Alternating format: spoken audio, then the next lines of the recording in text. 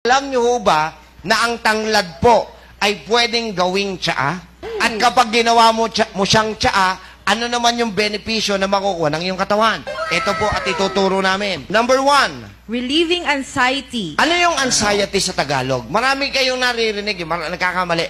Ang ibig sabihin po niya sa Tagalog, pagkabagabag. So, sipping lemongrass tea at night will relieve anxiety.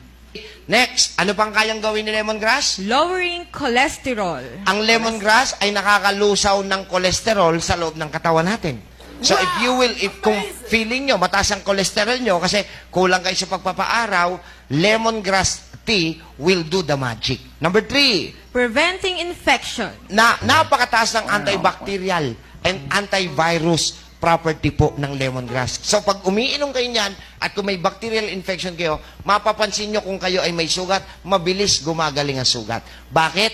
Pine-prevent niya na kumalat ang infection. Okay, next. Boosting oral health. Pag umiinom po kayo ng inyong lemongrass tea, pinatitibay ang ipin, pinapatay ang bakterya sa bibig, kaya bumabango ang hininga. Okay, next. Relieving pain. Isang napakataas na analgesic pala ang meron kay tanglad. Kaya kung kayo ay mahilig magtanglad, if you do have pain at uminom kayo ng lemongrass tea, i-relieve